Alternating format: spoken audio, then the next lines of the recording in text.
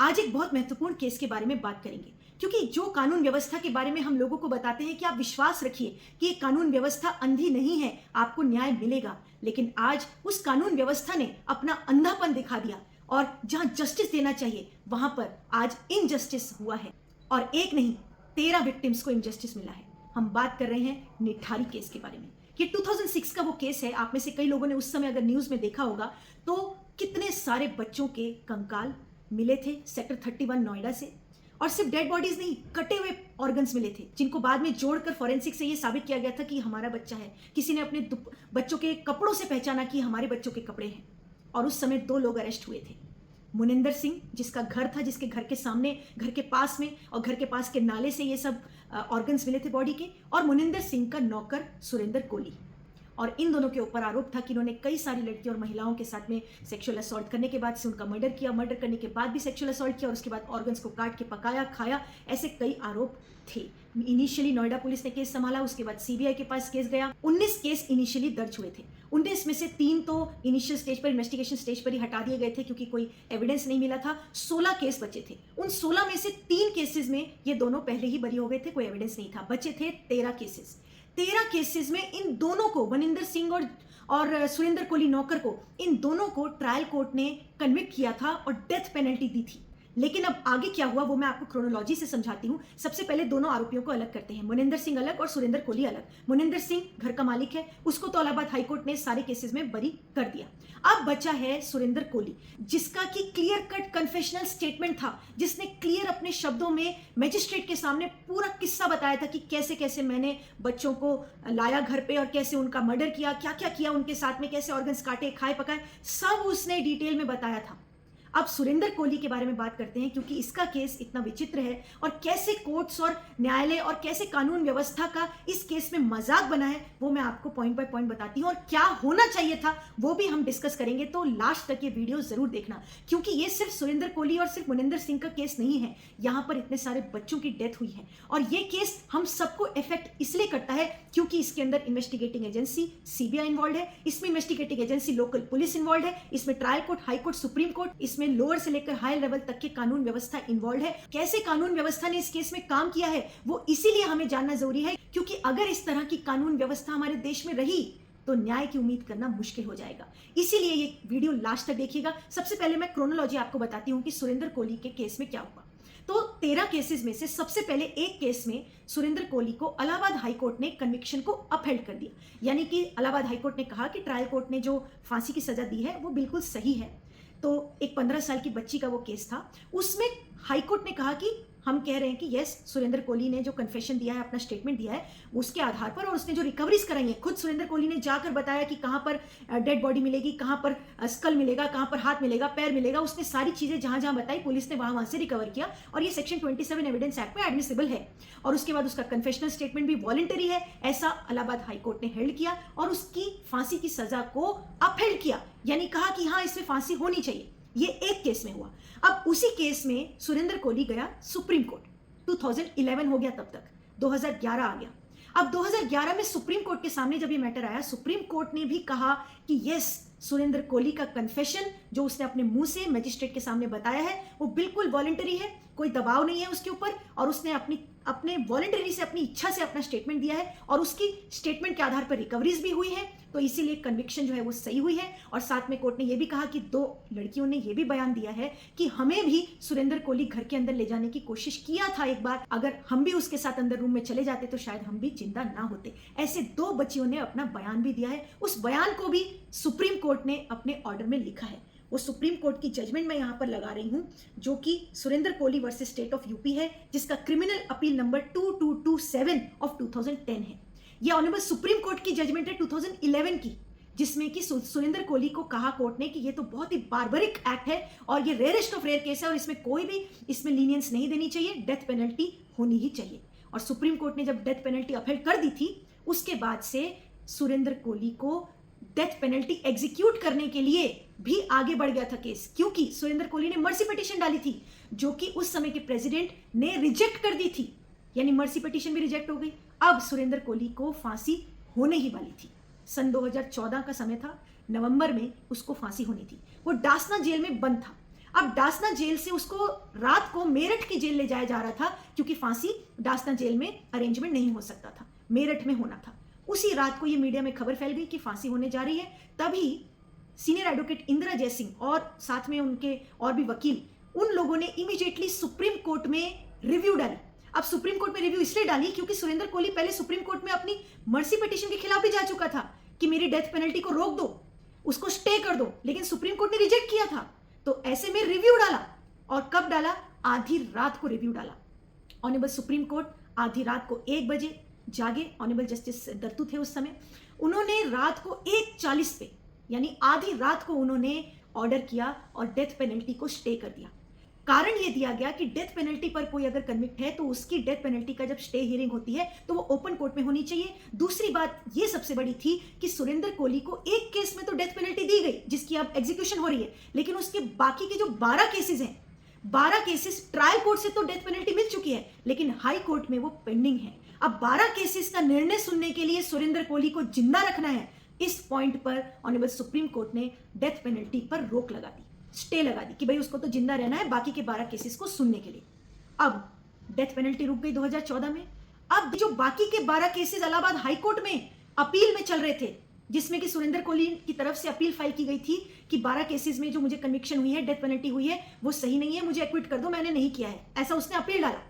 अब Allahabad high court ने उन 12 केसेस में सुरेंद्र कोहली को एक्विट कर दिया। अब यहां पर गौर करने वाली बात है कि एक ही केस में, यानी कि सिमिलर केस है, निठारी का ही केस है, वही सेम एविडेंस है, सेम गवाह है, सिर्फ विक्टिम बदले हैं, बाकी सब कुछ सेम है। वही इलाहाबाद हाई कोर्ट जिसने एक केस में, जो कि 15 साल की बच्ची का एक केस था, उस केस में डेथ पेनल्टी को अपहेल्ड किया था, बाकी के 12 केसेस में उसी इलाहाबाद हाई कोर्ट ने एक्विटल कर दिया सुरेंद्र कोहली को। अब क्या होता है, सुरेंद्र कोहली के केस में 2 चीजें हो गई। एक केस में डेथ पेनल्टी है और 12 केसेस में एक्विटल है। निठारी के ही केस में, यानी कि same evidence, same witness, same घटना, सिर्फ विक्टिम अलग है। एक विक्टिम के केस में डेथ पेनल्टी, बाकी के 12 केसेस में एक्विटल है। अब सुरेंद्र कोहली की तरफ से एक पीआईएल फाइल होती है। एक एनजीओ इलाहाबाद हाई कोर्ट में पिटीशन फाइल करते हैं कि सुरेंद्र कोहली की डेथ पेनल्टी में बहुत डिले हुआ है, यानी उसको डेथ पेनल्टी तो मिली हुई है 2011 से, लेकिन अब तक उसको एग्जीक्यूट नहीं किया गया है। तो इतना लंबा जो डिले है, उसकी मर्सी पिटीशन भी नया फिर से डिसाइड नहीं हुई है, तो इतना डिले जो है, उस डिले की वजह से डेथ पेनल्टी को कन्वर्ट कर दिया जाए लाइफ इंप्रिजनमेंट में। और इलाहाबाद हाई कोर्ट ने डेथ पेनल्टी को कन्वर्ट कर दिया 2015 में लाइफ इंप्रिजनमेंट में। अब क्या हुआ, एक केस में लाइफ इंप्रिजनमेंट, 12 केसेस में एक्विटल। अब ये जो 12 केसेस में एक्विटल था, इसके खिलाफ सरकार गई सुप्रीम कोर्ट कि ये एक्विटल गलत हुआ है, इसको चेंज करो, एक्विटल गलत हुआ है, उसको कन्विक्शन होनी चाहिए थी। लेकिन 2025 में अप्रैल में ऑनरेबल सुप्रीम कोर्ट ने हियरिंग करी और ऑनरेबल सुप्रीम कोर्ट ने कहा कि नहीं, ये जो 12 केसेस में एक्विटल हुआ है इलाहाबाद हाई कोर्ट के द्वारा, ये सही हुआ है, हम इसको नहीं बदलेंगे। यानी 12 केसेस में जो एक्विटल हुआ था वो फाइनल हो गया। अब बचा वो 13वां केस, जिस केस में डेथ पेनल्टी एग्जीक्यूट होने जा रही थी, 2014 में फांसी पर लटकने वाला था सुरेंद्र कोहली। अब उस 13वें केस में क्या स्थिति थी कि उसमें तो कन्विक्शन हो चुकी है, सुप्रीम कोर्ट ने उस केस में रिव्यू भी डिसमिस कर दी थी, यानी कि वो केस फाइनल हो चुका था। लेकिन अब 2 दिन पहले ऑनरेबल सुप्रीम कोर्ट ने अपनी क्यूरेटिव पिटीशन का इस्तेमाल किया। क्यूरेटिव पिटीशन क्या होती है कि जब ऑनरेबल सुप्रीम कोर्ट में एसएलपी यानी जो केस आता है अपील में, वो जब डिसमिस हो जाता है तो उसके बाद रिव्यू होता है, रिव्यू के बाद से आखिरी होता है क्यूरेटिव पिटीशन। और क्यूरेटिव पिटीशन के लिए कहा जाता है कि वो तो रेयरेस्ट ऑफ रेयर केस में ही होता है, नॉर्मली क्यूरेटिव पिटीशन एक्सेप्ट नहीं होती है। हमने भी रिसेंटली अभी एक क्यूरेटिव पिटीशन डाली थी सुप्रीम कोर्ट में, उसमें सीनियर एडवोकेट का एक लेटर लेना पड़ता है जिसमें कि वो कहें कि यस ये केस क्यूरेटिव के लायक ही है। उसके बाद से रेयर केस में ही ऐसा होता है कि ऑनरेबल सुप्रीम कोर्ट दखल दे। तो सुरेंद्र कोहली के लिए ऑनरेबल सुप्रीम कोर्ट ने अपनी क्यूरेटिव पिटीशन का इस्तेमाल किया और ऑनरेबल सुप्रीम कोर्ट ने क्या कहा कि हमारे सामने अब ऐसा केस है कि एक ही सेट ऑफ फैक्ट्स में, यानी एक ही केस है, फैक्ट सेम है, एविडेंस सेम है, गवाह सेम है, अब उसमें 12 केसेस में सेम एविडेंस पर एक आदमी को यानी सुरेंद्र कोहली को एक्विटल मिला है, उसी एविडेंस के आधार पर उसको एक केस में कन्विक्शन मिला हुआ है, तो ये कैसे हो सकता है? ऐसे तो कंप्लीट जस्टिस नहीं होगी। तो ऑनरेबल सुप्रीम कोर्ट ने अपनी जजमेंट में कहा कि अब हमें बैलेंस करना पड़ेगा, क्योंकि सेम सेट ऑफ एविडेंस में अगर सुरेंद्र कोहली को एक्विटल मिल गया है और एक केस में उसको कन्विक्शन मिला है, तो ऑनरेबल सुप्रीम कोर्ट ने उस 13वें केस में जिसमें कन्विक्शन था उसको हटा दिया और ऑनरेबल सुप्रीम कोर्ट ने कहा कि अब सुरेंद्र कोहली को हम पूरी तरह से फ्री करते हैं, सारे चार्जेस से फ्री करते हैं और सुरेंद्र कोहली कल जेल से बाहर आ चुका है।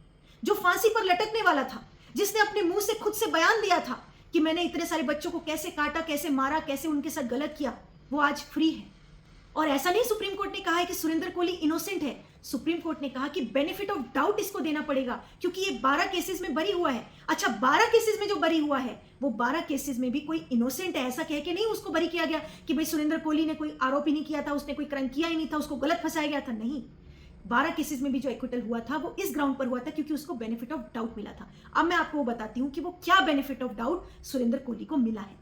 सुरेंद्र कोहली का जो कन्विक्शन है वो मेनली बेस्ड है कन्फेशन पे और जो रिकवरीज उसके द्वारा की गई है, यानी उसने जो पुलिस को बताया कि यहाँ पर जाकर आप देखो, वहां से रिकवरीज हुई, तो उस रिकवरीज के आधार पर और उसके कन्फेशनल स्टेटमेंट के आधार पर उसको कन्विक्शन हुआ था। अब जो एक्विटल हुआ था 12 केसेस में, इलाहाबाद हाईकोर्ट ने उस समय कहा कि ये जो कन्फेशन है वो सुरेंद्र कोहली ने 60 दिन पुलिस कस्टडी में रहने के बाद दिया है। तो यानी कोर्ट ने कहा कि यहां पर एक संशय पैदा होता है कि 60 दिन तक अगर वो पुलिस कस्टडी में था और उस 60 दिन के अंदर उसका कोई मेडिकल एग्जामिनेशन नहीं कराया गया, ये रूल आउट करने के लिए कि उसके साथ कोई टॉर्चर नहीं हुआ या पुलिस का कोई दबाव नहीं था, 60 दिन के बाद उसका कन्फेशन रिकॉर्ड किया गया। दूसरी बात, मजिस्ट्रेट के सामने जब उसका कन्फेशन रिकॉर्ड किया गया तो पुलिस वाला रूम के बाहर ही बैठा था, तो ये भी नहीं कह सकते कि पूरी तरह से उसका वॉलंटरी कन्फेशन था। और उसने जब अपना कन्फेशन दिया तो 2-3 जगह उसने बताया कि पुलिस वालों ने उसको विक्टिम के नाम याद कराए थे। तो कुछ चीजों में कोर्ट ने कहा कि ये सब चीजों को ऑब्जर्व करते हुए हमें लग रहा है कि उसका कन्फेशन जो है वो वॉलंटरी नहीं है, यानी दबाव में हो सकता है, ऐसा डाउट जा रहा है। दूसरा, रिकवरीज के लिए कोर्ट ने कहा कि जैसा कि कहा गया कि सुरेंद्र कोहली यहां ले गया, पुलिस को वहां ले गया, वहां से रिकवरी करी, तो कोर्ट ने कहा कि क्राइम सीन को सील नहीं किया गया था, तो ऑलरेडी वहां पर पब्लिक थी, वहां पर ऑलरेडी पब्लिक और पुलिस ने एक्सकेवेशन शुरू कर दिया था, इसलिए रिकवरीज भी पूरी तरह से आउट ऑफ डाउट नहीं है, यानी रीजनेबल डाउट से परे नहीं है। तो रिकवरीज और कन्फेशन ये दोनों चीजों पर क्लाउड ऑफ डाउट है, डाउट के बादल हैं, इसीलिए बेनिफिट ऑफ डाउट आरोपी सुरेंद्र कोहली को दे दिया। अब ये इलाहाबाद हाईकोर्ट ने इस वजह से एक्विटल कर दिया था 12 केसेस में। अब सवाल यहां उठता है कि 13वें केस में जिसमें कि कन्विक्शन किया था इलाहाबाद हाईकोर्ट ने, जिसको कि सुप्रीम कोर्ट ने भी कहा था कि कन्विक्शन सही है, उसमें भी तो इसी कन्फेशन को, इसी बयान को जो कि सुरेंद्र कोहली ने मजिस्ट्रेट के सामने दिया था, इसी बयान के आधार पर तो उसको कन्विक्शन दी थी। वही इलाहाबाद हाईकोर्ट, वही सुप्रीम कोर्ट जो 12 केसेस में उसको बरी कर दिए, 13वें केसेस में भी तो उसको बरी इन्हीं देश के हाईकोर्ट और सुप्रीम कोर्ट ने किया था, कोई वो और तो कोई देश के हाईकोर्ट और सुप्रीम कोर्ट ने नहीं किया था। सेम कन्फेशन पर, सेम रिकवरीज पर। तो अब जब सुप्रीम कोर्ट के सामने क्यूरेटिव पिटीशन आई तो सुप्रीम कोर्ट ने कहा कि अब हम जो 12 का एक्विटल हुआ है ना उसको देखेंगे, क्योंकि वो सब्सिक्वेंटली ये देखा गया कि कन्फेशन में डाउट है। यहां पर हमारा ऑनरेबल सुप्रीम कोर्ट से सवाल है कि आपने उन 12 केसेस जिसमें कि एक्विटल हाईकोर्ट और सुप्रीम कोर्ट से हुआ उसको क्यों तवज्जो ज्यादा दिया, उस एक केस को क्यों नहीं दिया जिस केस में कन्विक्शन हुआ था? उसमें भी तो सेम कन्फेशन स्टेटमेंट को सही माना गया, 12 केसेस में सही नहीं माना गया। यानी कि अगर उन 12 केसेस में जिस जज ने, इलाहाबाद हाईकोर्ट के जज ने और ऑनरेबल सुप्रीम कोर्ट के जजेस ने भी जो अपहेल्ड किया, हाईकोर्ट और सुप्रीम कोर्ट के वो जजेस ना बैठे होते मान लो, और वो वाले जजेस बैठे होते जिन्होंने कन्विक्शन किया था 13वें केस में, अगर वही जजेस बैठे होते तो फिर इसका मतलब एक्विटल नहीं होता। यानी कि जजेस के ऊपर डिपेंड करेगा कि कौन जज कैसा सोचता है। और ये कितनी सीरियस बात है कि एक सेट ऑफ केस में एक बेंच अलग ऑर्डर कर रही है, दूसरी बेंच अलग ऑर्डर कर रही है। यानी कि एक्विटल वाले केस में अगर सेम जज होते जिन्होंने कन्विक्शन किया था 13वें केस में, वही जज 12 केसेस में बैठे होते तो यानी एक्विटल नहीं होता, तो फिर कन्फेशन को गलत नहीं माना जाता, कन्फेशन को वॉलंटरी माना जाता कि हाँ जो कन्फेशन स्टेटमेंट दिया था वो सुरेंद्र कोहली ने सही दिया था। तो ये इतना बड़ा एक क्वेश्चन मार्क खड़ा करता है जो कि हमें लगता है कि ऑनरेबल सुप्रीम कोर्ट ने इसका आंसर देना चाहिए था। और अगर ऑनरेबल सुप्रीम कोर्ट कह रही है कि एक केस में जो कन्विक्शन हुआ है वो बिल्कुल गलत हुआ है, तो फिर उन जजेस को अकाउंटेबल होल्ड करो। यानी आपकी नजर में आज अगर आपको लगता है कि वो जो 12 केसेस में एक्विटल हुआ था वो सही हुआ था, तो जो एक केस में कन्विक्शन हुआ था जिसके आधार पर फांसी हो रही थी, उन जजेस को अकाउंटेबल ठहराओ आप, उन जजेस को अकाउंटेबल ठहराओ, क्योंकि उन्हीं जजेस के सामने तो कितने लोगों की जजमेंट्स होती हैं, कितने लोगों को उन्होंने सही में कन्विक्शन दिया होगा। अगर वो गलत कन्विक्शन दे रहे हैं, अगर उनको ही, अगर उनका लॉ पढ़ना अलग है, वो कन्फेशन को सही मान रहे हैं, वॉलंटरी मान रहे हैं, लेकिन दूसरे जजेस कन्फेशन को वॉलंटरी नहीं मान रहे, वो रिकवरीज को सही मान रहे हैं, यानी उनका लॉ अलग है, इनका लॉ अलग है, और अगर उन्होंने लॉ गलत ढंग से अप्लाई किया है तो उन जजेस को अकाउंटेबल होल्ड कीजिए। दूसरा पॉइंट, अगर ऑनरेबल सुप्रीम कोर्ट ने यह कहा कि ये इन्वेस्टिगेटिंग एजेंसीज की कमी है कि वहां पर जो कन्फेशन स्टेटमेंट रिकॉर्ड हुआ वो 60 दिन की पुलिस कस्टडी के बाद क्यों हुआ, और 60 दिन तक पुलिस कस्टडी में सुरेंद्र कोहली को लीगल एड क्यों नहीं दी गई, मेडिकल क्यों नहीं कराया गया, ये सब चीजें अगर इन्वेस्टिगेटिंग एजेंसी की कमियां थी तो क्यों नहीं इन्वेस्टिगेटिंग एजेंसी को अकाउंटेबल होल्ड किया गया। नंबर थर्ड पॉइंट, अगर मैजिस्ट्रेट ने कन्फेशन लेते समय ठीक से सारे रूल्स फॉलो नहीं किए, जो कि सीआरपीसी 164 के तहत मैजिस्ट्रेट को सारे रूल्स फॉलो करने होते हैं, आरोपी को बताना होता है कि आप बिल्कुल वॉलंटरी कर रहे हो, स्टेटमेंट की नहीं कर रहे हो, मैजिस्ट्रेट को सब ख्याल रखना होता है। अगर उस मैजिस्ट्रेट ने ठीक से वॉलंटरी स्टेटमेंट नहीं लिया तो मैजिस्ट्रेट को अकाउंटेबल क्यों नहीं ठहराया? नंबर 4, अगर कोर्ट कह रही है कि रिकवरीज सही से नहीं हुई है, और रिकवरीज का काम किसका होता है? पुलिस का। इवन यहां पर देश की सबसे बड़ी एजेंसी सीबीआई ने इन्वेस्टिगेशन की है, और सीबीआई और नोएडा पुलिस अगर दोनों की गलतियों के कारण ये सुरेंद्र कोहली छूट रहा है, तो ये कितनी बड़ी बात है देश के लिए कि इतनी बड़ी एजेंसी की अगर कमी के कारण छूट रहा है आरोपी, तो ऑनरेबल सुप्रीम कोर्ट ने उस पर्टिकुलर इन्वेस्टिगेटिंग ऑफिसर्स को अकाउंटेबल क्यों नहीं हेल्ड किया? 5th पॉइंट, अगर ऑनरेबल सुप्रीम कोर्ट का आज इतने सालों बाद, 2006 के बाद आज 2025 हो गया, 19 साल बाद अगर ऑनरेबल सुप्रीम कोर्ट का ये कहना है कि सुरेंद्र कोहली ने तो किया ही नहीं है क्राइम, अगर ये कहना है तो फिर असली क्रिमिनल कौन है? और वो आज भी फिर खुला घूम रहा है, कितने वो क्राइम कर चुका होगा और सफाई से कर रहा होगा। और अगर सुरेंद्र कोहली ही क्रिमिनल है लेकिन इन्वेस्टिगेटिंग एजेंसीज की वजह से उसको बेनिफिट ऑफ डाउट मिला है, तो इन्वेस्टिगेटिंग एजेंसीज को अकाउंटेबल होल्ड करना चाहिए था। क्योंकि अगर आज ऐसे केस में ऑनरेबल सुप्रीम कोर्ट किसी को अकाउंटेबल होल्ड नहीं करते हैं तो जस्टिस कहां मिला? उन विक्टिम्स को, उन विक्टिम्स के परिवारों को, उन 19 बच्चों को कहां जस्टिस मिला? उन लड़कियों को, महिलाओं को कहां जस्टिस मिला? और अगर अकाउंटेबल आप किसी भी इन्वेस्टिगेटिंग एजेंसी को होल्ड नहीं करते हो तो इस तरीके से कितने और केसेस होंगे जिसमें कि इन्वेस्टिगेटिंग एजेंसीज इस तरह से लूज इन्वेस्टिगेशन करेंगे, इस तरह से लैप्सेस कर देंगे, इस तरह से कमियां कर देंगे, और इस तरह से आरोपी छूट जाएंगे, क्रिमिनल्स छूटते जाएंगे। इससे देश की कानून व्यवस्था में कितना बड़ा नुकसान होगा कि नंबर 1, क्रिमिनल्स को डर नहीं आएगा, उनका कॉन्फिडेंस बढ़ेगा। नंबर 2, इन्वेस्टिगेटिंग एजेंसीज को भी तो कॉन्फिडेंस बढ़ेगा कि हाँ, अगर किसी केस में वो लूज इन्वेस्टिगेशन करें या फिर करप्शन से इन्वेस्टिगेशन करें तो फिर वो बच जाएंगे, क्योंकि कोई अकाउंटेबल ही नहीं होल्ड किया जा रहा है। नंबर 3, विक्टिम्स को अगर जस्टिस नहीं दे सकता हमारा देश का कानून, अगर देश का कानून सिर्फ इतना कह के छोड़ देगा कि हाँ ये क्रिमिनल नहीं है, ये इसने क्राइम नहीं किया, केस क्लोज, फिर किसने किया ये भी तो फाइंड आउट करवाना देश की कानून व्यवस्था की जिम्मेदारी है कि नहीं है। सिर्फ इतना कह देने से कि इन्वेस्टिगेटिंग एजेंसी ने ठीक से इन्वेस्टिगेशन नहीं करी इसलिए सुरेंद्र कोहली को बेनिफिट ऑफ डाउट मिलता है, इतना तो ऑनरेबल सुप्रीम कोर्ट ने अपनी जजमेंट में एक्सप्लेन कर दिया कि जस्टिस को प्रिवेल करना है, और जस्टिस को प्रिवेल करने में अगर नियम कानून ठीक से फॉलो नहीं हुए हैं, अगर इन्वेस्टिगेटिंग एजेंसीज ने ठीक से इन्वेस्टिगेशन नहीं की है तो किसी को हम कन्विक्ट नहीं कर सकते। लेकिन आपको किसी की जिम्मेदारी तो होल्ड करनी पड़ेगी कि किसकी वजह से ऐसा हुआ, जिसकी वजह से आज no one killed Nithari victims हो गया, यानी किसी ने नहीं मारा उनको, किसी ने नहीं काटा, और अगर किसी ने काटा है तो आज फ्री घूम रहा है, इसकी रिस्पॉन्सिबिलिटी कौन लेगा? ऑनरेबल सुप्रीम कोर्ट ने इस पर भी आंसर देना चाहिए था। और ऑनरेबल सुप्रीम कोर्ट के पास इतनी पावर है कि वो इन्वेस्टिगेटिंग ऑफिसर जो भी कंसर्न्ड है, जो कि इसमें इन्वॉल्व थे, उनके ऊपर डिपार्टमेंटल इंक्वायरी बिठाते, तो कम से कम जस्टिस में एक ये तो उम्मीद आती कि फ्यूचर में कभी ऐसा नहीं होगा। चलिए, आप निठारी के केस में आज 19 साल बाद री इन्वेस्टिगेशन नहीं कर सकते, कोई एविडेंस नहीं कलेक्ट हो सकता, फॉरेंसिक अब नहीं हो सकता, लेकिन आप अकाउंटेबल तो होल्ड कर सकते हो कि जिसकी वजह से ये केस आज अधूरा रह गया, कि जिस वजह से आज असली क्रिमिनल पकड़ा नहीं गया, या फिर सुरेंद्र कोहली असली क्रिमिनल था और वो छूट गया, या फिर असली क्रिमिनल कोई है जो फ्री है, जो बाहर छूट गया है, वो नहीं पकड़ा गया, जिसकी वजह से ये इनजस्टिस हुआ है निठारी के विक्टिम्स को।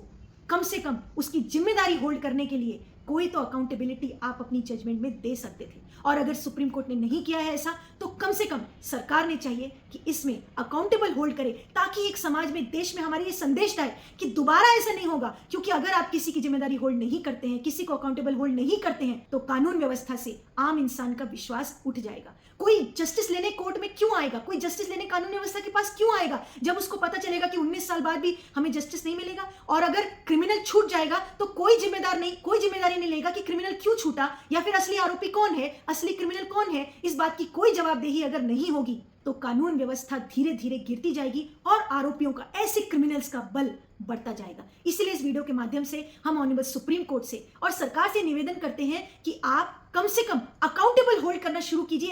ऐसे जिस भी केस में क्रिमिनल को बेनिफिट ऑफ डाउट की वजह से छोड़ दिया जाता है, तो वहां पर अकाउंटेबिलिटी होल्ड करना शुरू कीजिए कि कौन अकाउंटेबल है, कौन जिम्मेदार है, जिस वजह से ऐसा हुआ। जिस दिन जिम्मेदारी होल्ड करना शुरू हो जाएगी, उस दिन इन्वेस्टिगेशन सही से होना शुरू हो जाएगी। इस केस में भी इन्वेस्टिगेशन सही से हुई होती तो हो सकता है सुरेंद्र कोहली ना छूटा होता, या फिर अगर कोई असली क्रिमिनल दूसरा है तो वो भी पकड़ में आ चुका होता। और अकाउंटेबिलिटी इसलिए भी हेल्ड करना जरूरी है ताकि फ्यूचर में किसी भी केस में ऐसा ना हो सके।